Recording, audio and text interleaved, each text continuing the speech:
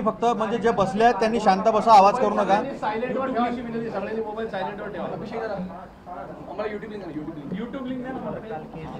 हे blog तुम्हाला Facebook दिली आहे, मला युट्यूब द्या ना. यूट्यूब लिंक है, शुरू करें. हा शुरू करायचं का? यूट्यूब लिंक भी भेज रहे हैं क्या आप?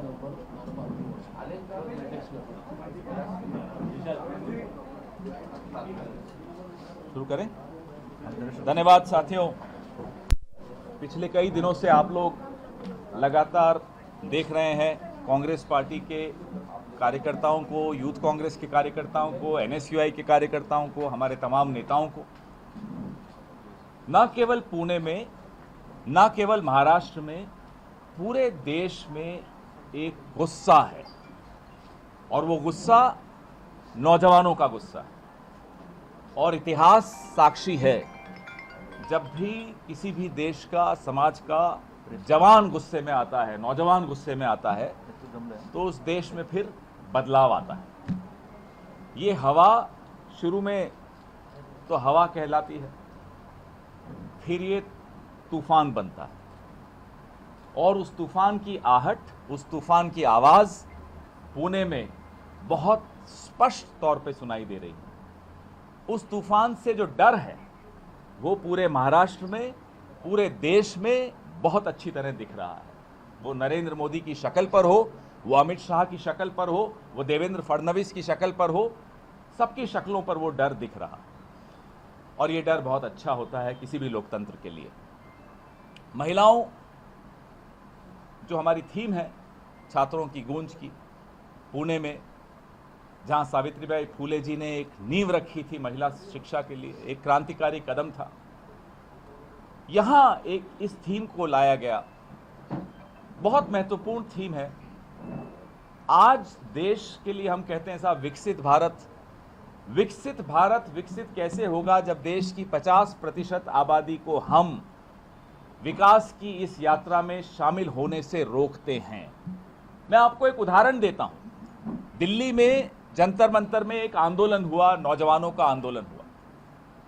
कोई पुरुष, कोई नौजवान लड़का अगर नारे लगा रहा है, आंदोलन कर रहा है, प्रदर्शन कर रहा है, तो कभी आपने नहीं सुना होगा उसके चरित्र पे कोई बात हो रही हो.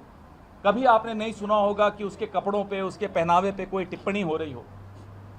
एक महिला 15-16 साल की, 17 साल की, 18 साल की बच्ची अगर आंदोलन कर रही है, नारे लगा रही है, तो सत्ता में बैठे पुरुषों का अहंकार को चोट लग जाती है. पूरी ट्रोल आर्मी शुरू हो जाती है. देखो इस लड़की के कपड़े कैसे हैं, देखो इस लड़की के दांत कैसे हैं, और उसके चरित्र पे जो हमले बोले जाते हैं. ये उदाहरण मैं इसलिए दे रहा हूं किस तरह से हम षड्यंत्र रचकर लड़कियों को, महिलाओं को, बच्चियों को घर में कैद करना चाहते हैं, अपनी सोच में कैद करना चाहते हैं. वोट लेते वक्त महिलाओं का वोट चाहिए, लेकिन निर्णय लेते वक्त, नीति तय करते वक्त उस कमरे में महिलाएं नहीं होनी चाहिए.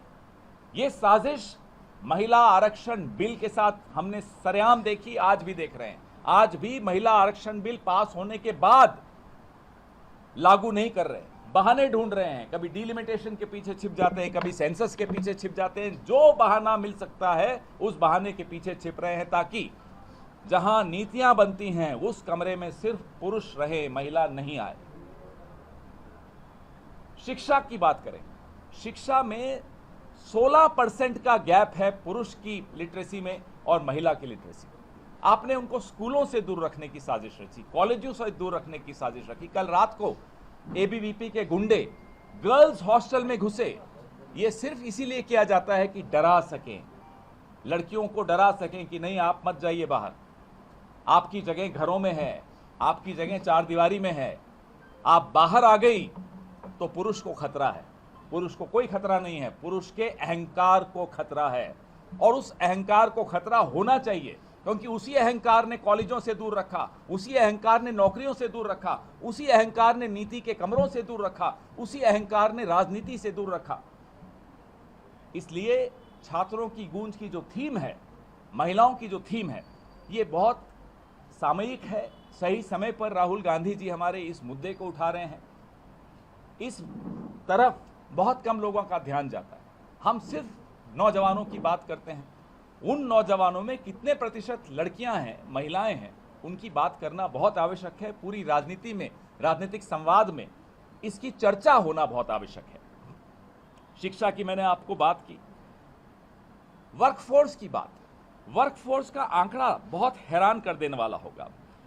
जो वर्कफोर्स है, जो नौकरी का क्षेत्र है, वहां महिलाओं की संख्या प्रतिशत 41%, 41.7% है। पुरुषों का 78.8%। ये फर्क, ये गैप आपको ये पूरी कहानी बताता है कैसे हमने अपनी कई पीढ़ियों को, महिलाओं की कई पीढ़ियों को घरों में कैद रखा। हमारी जो संकुचित सोच है पुरुषों की, उसमें हमने कैद रखा। और सेफ्टी की बात बहुत बड़ी होती है। जो एनसीआरबी का डेटा है, मैं अभी अतुल जी से डिस्कस कर रहा था, हर दिन 1210 एफआईआर लॉन्च होती हैं पूरे देश में महिलाओं के खिलाफ अत्याचार की।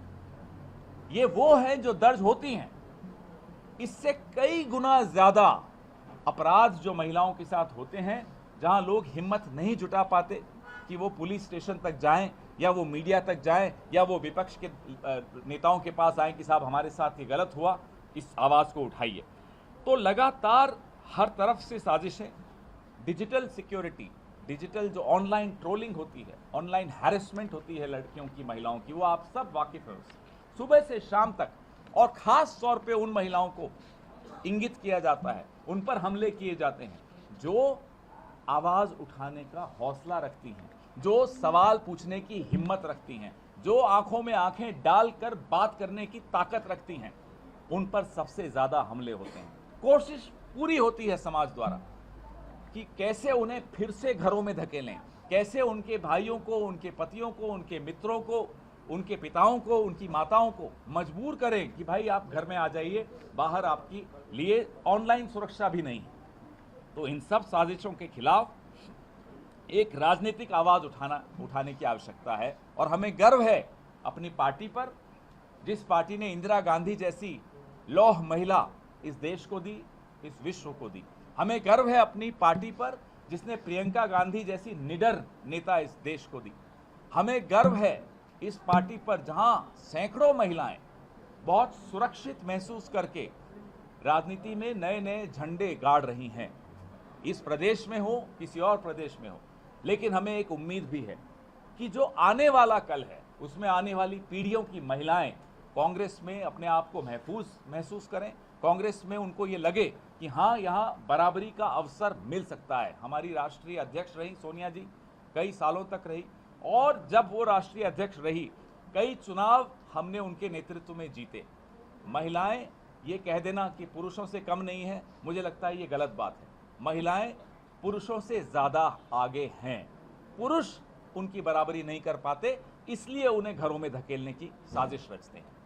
राहुल गांधी जी पर हमें गर्व है कि पिछले दिनों आपने 10 जनपद के बाहर press media bite Rahul ji की देखी होगी। हमारे कुछ साथी दिल्ली से मीडिया के आए हैं, ये वहां खड़े भी थे। आप लोगों ने टीवी पर देखी होंगी, ऑनलाइन देखी होंगी।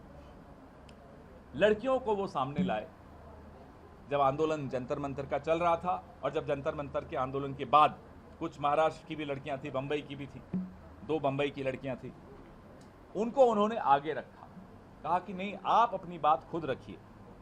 महिलाओं की बात करना महिलाओं द्वारा होना चाहिए, लेकिन वो माहौल बनाना हम सबकी जिम्मेदारी है। हम पुरुष हों या कुछ भी हों, हमें ये जिम्मेदारी बनती है हमारी कि एक ऐसा प्लेटफॉर्म दें, एक ऐसा माहौल दें, एक ऐसा वातावरण दें कि जहां महिलाओं को कहीं भी 1 मिनट के लिए सोचना नहीं पड़े कि अगर मैं ये बोल दूं, अगर मैं ये पूछ लूं तो इसका नतीजा क्या होगा। पुरुष नहीं सोचता तो महिलाएं क्यों सोचें।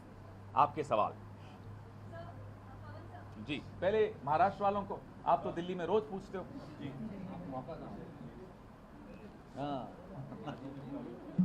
हाँ जी, बोलो। पुरुष भी पूछ सकते हैं, कोई बात नहीं।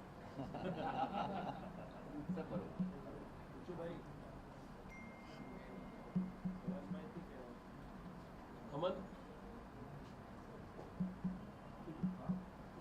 कुठे गेले मंदार, कुठे गेला मंदार? हाँ बोले.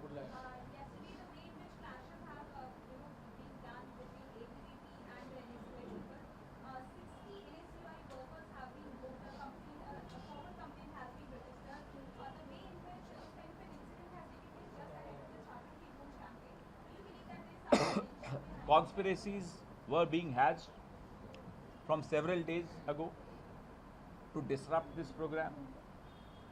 The young girls, students of Pune and Maharashtra, had a particular concern that their scholarships, the money meant for their scholarships, is being diverted for some other scheme. They wanted to flag this issue with Mr. Gandhi and they made this intention public that they want to meet Mr. Gandhi and flag this issue in the upcoming Chhatron ki Goons today. This angered the government, this angered the ruling party, this angered the ABVP. They identified these girls, at night entered their hostels in COEP University, College of Engineering. They entered the girls' hostel. Imagine the gundagardi of it all, because they have the patronage of the ruling party in Maharashtra. They have the patronage of the ruling party in the country. They had the courage, the cheek, the audacity to enter girls' hostel at night and force them to record videos apologizing. That's when these girls reached out to our volunteers that we are under attack. We are being forced to issue videos of apology. Why apology? Because again, as I said in my press conference, the ego of a man, if you want to see the ego of a man, male ego, anywhere in the world you want to see the male ego, come and meet Mr. Modi. One man who is the brand ambassador of male ego is Mr. Narendra Modi. He has a paperback edition of male ego called Amit Shah, who has an abridged version of male ego, Devendra Fadnavis. Male ego का अगर आपको एक brand ambassador देखना है पूरे विश्व को, मैं आह्वान करता हूं, पर्यटन को भी बढ़ावा मिलेगा देश में, आए नरेंद्र मोदी की शक्ल देखें. मेल ईगो, ये दो शब्द याद रखिएगा आप महिलाएं हैं, हम सब जानते हैं आप हमारा मेल ईगो झेलते आए हो बचपन से. वी प्लीड गिल्टी, लेकिन हमारा गिल्ट तो हम ठीक कर देंगे. ब्रांड एम्बेसडर को बुरा लगा. How dare these women complain? How dare these girls ask questions? Therefore, they were forced to record videos apologizing. That's when they called us. Our volunteers went there, just a handful of our volunteers, I think 7, 8, 10 must be. Hundreds of ABVP workers then descended in that hostel, started beating the girls there, started beating our volunteers there, just 8, 10 volunteers of NSUI, but they were beaten up badly. Some of them were in the hospital. My colleagues sitting on my left and right, all night they were there in the hospitals. This is the state of the BJP misrule in Maharashtra. This is the state of BJP misrule in the country. नौजवान सवाल पूछ ले वो बर्दाश्त नहीं होता, और वो लड़की पूछ ले तो भाई साहब खत्म. फिर तो बर्दाश्त छोड़िए, भूख भी नहीं लगती, नींद भी नहीं आती. जब तक उन लड़कियों को फिर से ठीक नहीं कर दिया जाता, फिर से दरवाजे में धक्का मार के वापस कमरों में नहीं भेज दिया जाता, माफी नहीं मंगवा ली जाती, तब तक मेल ईगो नहीं सेटिस्फाई होगा. ये हुआ कल रात को पुणे में, और ये होता है इस देश में रोज, ये होता है इस देश के हर गांव में रोज. लेकिन ब्रांड एम्बेसडर एक ही है, नरेंद्र दामोदर दास मोदी.